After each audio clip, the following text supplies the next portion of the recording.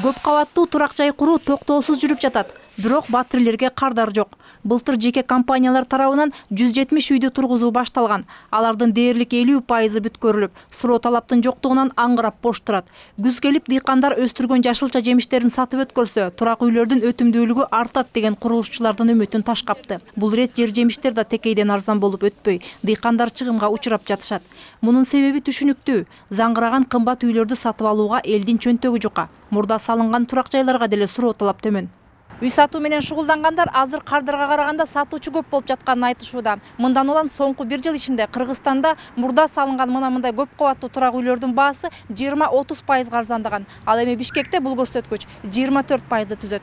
Мындан 4-5 жыл мурда турак жайга болгон суроо талап жогору болчу. Курулуш компаниялары мындай абал узакка созулат деп ишенген. Андыктан борбордогу жер тилкелерин менчиктештире коюп, ири суммадагы насыя алып, көптөгөн имараттарды куруп салып, эми чыгымын актай албай турган кез. Сатуу жагы да базаңдап калды. Анан кийин мындай элдерге жакшы болгон жагы да болуп атат. Мунун бир эки жагы болуп атат. Балкаду кантсак дегенде, мунун баасы арзандай баштады. Кийде $100 $300 чейин арзандап атат. Квадратный метр. Мындай бир престижный райондордо, мисалы үчүн $1200 болуп атса, где-то $900 болуп калды. Азыр эми непрестижный жерлерде уже 550, даже $600 чейин түштү уже. $550 чейин түштү баалар. Мисалы туңгушта. Ал эми жаңылыштык кылып көп турак жай сатып алгандар ал үйлөрдү батирге да бере албайт. Себеби коммуналдык кызматка кеткен чыгымдар асман чапчыйт. Кирешелүү үйлөр деп коет, ал кирешелүү үйлөр деген атайы курулат. Өзгөчө жана социалдык типтеги үйлөр. 104-105 типтеги үйлөр да. Андай үйлөрдү курбай эле бизде тескерисинче ошо өтө көп акча каражат талап кылган чоң үйлөрдү куруп салышып, эми кайра ошолорду квартирага да албай атат да. Себеби квартирага алса, квартирага төлөгөн акчасы керек болсо ошол үйлөрдүн талкаланганына же болбосо ар кандай жылуулук тиги буларга төлөгөн акчаларына жетпей калып атат да. Турак жай рыногундагы мындай абалды айрым адистер доллардын наркы асмандап кеткенине байланыштырса, кээси Россия менен Казакстанда иштеп жүргөн эмгек мигранттарынын тапкан маянасы кескин кыскарып, ал жактан которулган акчанын баркы жок болгондугу менен түшүндүрөт. Буга албетте Россияга каршы киргизилген санкциялар да таасир этпей койгон жок.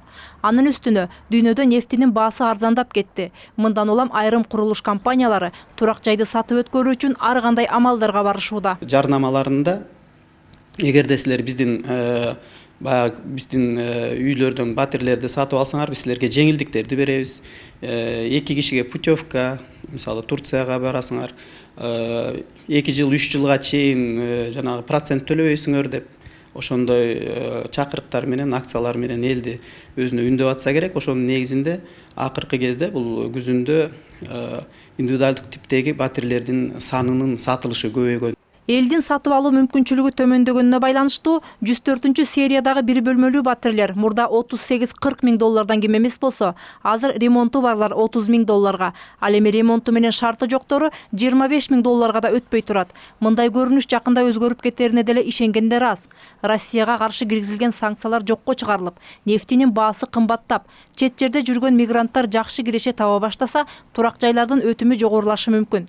Бирок баалар жогорулайт дегенге кепилдик жок. Себеби буга чейин кыймылсыз мүлктүн баасы жасалма түрдө кымбаттатылып келген дешет адистер. Мээрим Ташибекова, Александр Симонов, НТС.